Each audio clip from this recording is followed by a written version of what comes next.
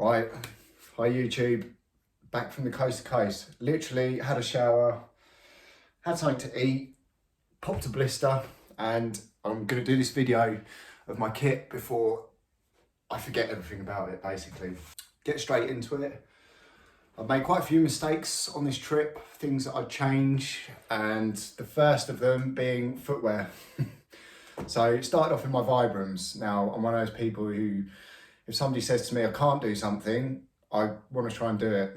And I paid the price for it this time. I wanted to walk across the whole country in Vibrams, and I didn't. I walked halfway across, to be fair, but my feet got so swollen that by day 5 or day 4, I can't remember now, I couldn't fit them back on the Saturday morning. Luckily, that was the day that I'd booked in the hotel anyway. So I had the whole day to recover, and then I didn't do anything on the Sunday either. So Vibrams were my first mistake. But then I ended up getting these. Now they're merrell, so they've got a wider foot box, which is what I need, because the end of my feet are pretty wide. So these were ideal. Can't remember the model. I will put that up on the screen somewhere. £85 from a Cotswolds, which is about, it was a 5-minute drive away from Reeth. So if you need anything, stocking up or whatever, you can get a taxi from Reeth to Cotswold Outdoors. But anyway, brilliant boots. Had a little bit of, I always get blisters in between my toes, my big toe and the next toe where they rub. So I've got a big blister there. But considering I did 90 odd miles in these, or 80 something, they were perfect. Didn't get any other blisters. Started to get a little bit of a hot spot on the back of my heel, but considering they were front of the packet, out of the shop, brilliant, good boots. The clothes I wore. Shorts, got one wash in the whole time at Shap. They stayed with me the whole way, just got one zip pocket on the back, which the pebbles went in. So they're gonna be in the wash soon. T-shirt, had this and another one that's in my bag, just a running t-shirt, alternated the two. Also, actually that had 2 washes. I washed that at the hotel room as well. My bed stuff, it's the same every night. This did get 1 wash as well. So merino wool hoodie, nice and thin and light. Some merino wool leggings, again, nice and thin and light but warm. Step 1, boxer shorts. Thank you so much to everybody who suggested these. They're bamboo, and they've got, I don't know if that's the bamboo bit, they've got different material around your crutch and didn't have any issues chafing. And I usually do have issues with chafing wearing boxer shorts and lycra shorts on top of that as well. So that was good. Buff, that protected my neck from the sun quite a bit, and my ears as well. I felt my ears getting burnt at sometimes, so I just had it around the back of my head, looked like a nun.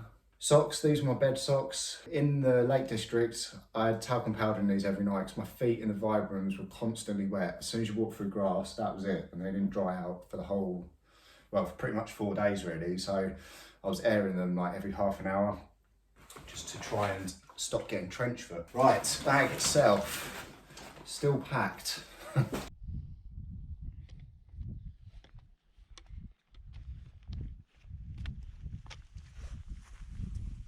Right at the front, sit mat. Obvious what that does, you're gonna sit on it. Next is first aid kit. Now, what I did use and what I didn't use in here, that I used once on the first aid to strap my knee up, and it restricted me more than anything, so I just put up with the pain. It didn't even help the pain, so that was a waste of time. I shouldn't have used that. The zinc tape that I put around a pen was a pain to get off of the pen. So I would recommend just take the roll or take half a roll because it'll come off easier. So once you put it on something, it's a pain to get off, but it's really good stuff. It helped a lot on my toes. I did use the sun cream, what we've got in there. Tick remover, a few plasters, there's some antiseptic wipes. I popped a blister on the trail, I've got a pin in there and some antihistamines, which I did need as well. I camped in a farmer's field and my hay fever was playing up that day, and that sorted that out. Loads of paracetamol, so because I had inflammation in my feet and my ankles, I was taking ibuprofen and paracetamol at the same time, like 3 times throughout the day, just to see me through. Ibuprofen gel as well, so when my feet were swollen, that was being rubbed on it. The ball, the massage ball, didn't use that once. Lighter, I used that once to sterilise the end of the pin. And the knife, I can't think that I used that, but I always like to have a knife anyway. And then there's my toothbrush and toothpaste. I had to get one refill of the toothpaste in the way. Right, next in the front pocket of the bag is the Atom Pack, by the way. Atom Pack 30, I think it's 30 litres, it might be 35. Tesco's bag was the protector for the map and the compass. So I referred to this, I looked at it every day to see where I was going and where I needed to be and where I roughly wanted to camp, but I didn't refer to it at all for navigation. I used View Ranger on my phone and I downloaded the route, the coast to coast route, and that got me everywhere I needed to go. I didn't need to even read a map, to be honest. So if you're looking for a reliable app to do the coast to coast, then I recommend View Ranger. One side pocket of the bag, 2 litres of water. So I made sure I always had, that's my clean one that I could drink out of. I left the filter in the top of this one, so I knew not to drink out of that bottle. My filter, if you're wondering, has changed colour. I lost the little valve. Show you. Luckily, it was that reef that I lost that little white valve inside. So I had to swap it out for the pink one, which is pretty, isn't it? Suits me. The other side of the bag. At the moment, I have my trekking poles. I use these for the whole time. My knee's bad, like I keep saying. Going down hills with a bad knee is not the one. So these were a godsend, really. Love them. They're nice and light. I think they're like 150, 160 grams each pole. So really lightweight, and they saved my bacon. Also on the side, I have tent poles, tent pegs. We'll discuss tents in a minute. Last but not least, in the side pocket was a microfiber towel. And in the same pocket as the poles and the pegs, I could also fit a couple of adventure food pouches. Before I open the bag, oh sorry, on the front as well, water bottle, 500 ml, so I always had like 2.5 litres going around, and my phone would fit in that one, but I'm filming on my phone at the moment, so I can't show you. My bum bag, or a fanny pack. In there, GoPro, that usually just slid onto the chest strap of my bag, and I folded that top over just so it was easy access, start filming. In there is a drone and its controller, and I also had my keys hooked to that so I didn't lose my house keys while I was out. And the back bit, there's my wallet, train ticket, that's my SD card from my camera. I sent my camera home, my Canon, because it was so wet for the first few days. I ended up mostly filming with GoPro. So I just continued to film with the GoPro. Just got some coins in there as well, some chewing gum and some Vaseline, which I didn't actually need. I put some on my lips, I had some dry lips one day, but thought I was going to need it for chafing, but I didn't get any. Bear with. Also in the front of the bag, sorry, poo kit. So I did actually run out of toilet paper yesterday. Oh, what else? Got something else in the front. Pair of dirty socks.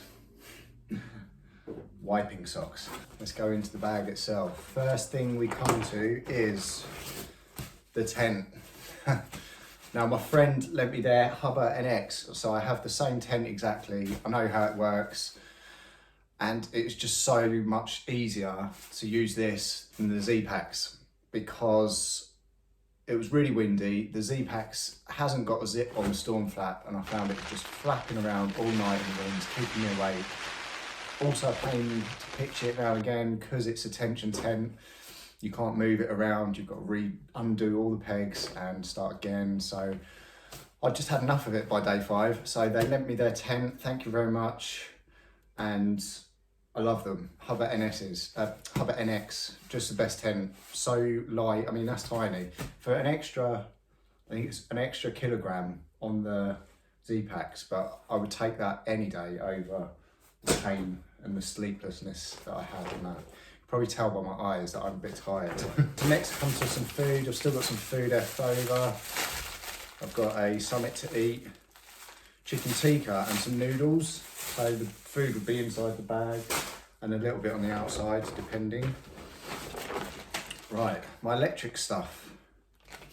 So all in these Wild Sky gear, awesome little DCF bags, Velcro top, roll over and clip. Trusty old cheap Amazon power charger. I just charge it once, but that got me charging, that charged my phone every night and my GoPro probably 6 out of the 8 nights as well. So that was well used. Double charger for when I got somewhere where I could charge everything up. Head torch I used once, I think, so could have got away with just using my phone torch, to be honest, because it wasn't dark till like 11 o'clock, like 10, 11, and I was going to sleep by then. I was ready for bed, so didn't use the head torch. Also didn't use that. So 2 things there that probably, I would have taken one of them at least, just in case, but didn't need them. Watch that ran out of battery halfway through and I forgot the charger. GoPro battery that doesn't seem to work anymore, so I need to sort those out. That was all the electrical gear. Thermarest, Neo Air, X-lite, sleeping mat, worked perfectly, nothing wrong with that at all. Cook kit, no problems there, it's tried and tested, can't think I had any issues. I used one gas canister, one of the little gas canisters, 100-gram ones. That lasted me the whole trip, so if you're doing this, there's plenty of places to stop off and feed yourself. I pretty much had lunch out every day on the trail, and I had about 3 evening meals at like pubs or, what was the other place? That campsite. I had some tacos at the campsite where they had one of the sort of stationary wagon things, taco wagon. Sleep system, oh, hold on. And talcum powder, honestly. Last but not least, the sleep system. There's clothes in here and all sorts. Trusty old cheap £30 down jacket from Go Outdoors.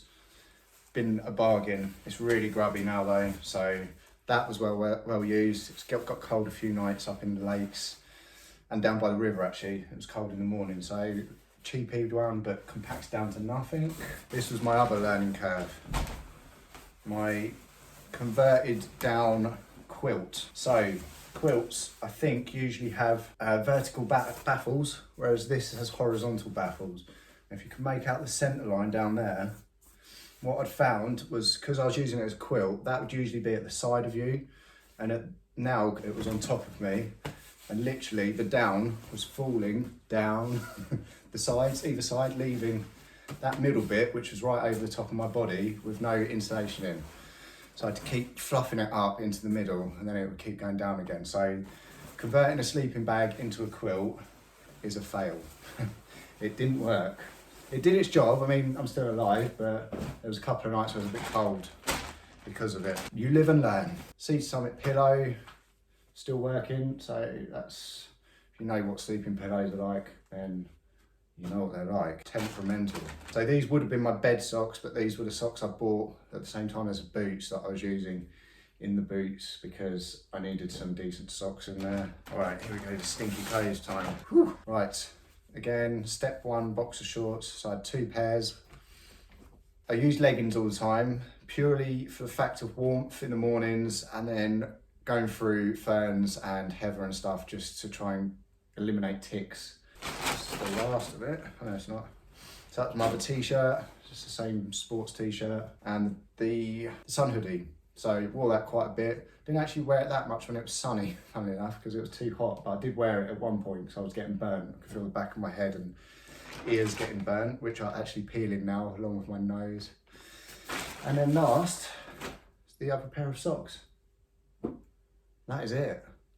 So yeah, it was an awesome trip. I loved it. You've probably seen the videos. If you haven't, I'll leave links for them somewhere up there. We'll go for that one. Yeah, just want to thank you all again for supporting me along the way. Loved it. I won't be doing it again, but I did love it while I was there. So if you've got any questions about any of the gear, any suggestions for what I'd do differently next time, apart from the tent and the sleeping bag, obviously, because I know I messed up there, and the shoes. Yeah, let us know in the comments. But thank you for watching. Hope you're all well, and I'll see you all again soon. Bye now.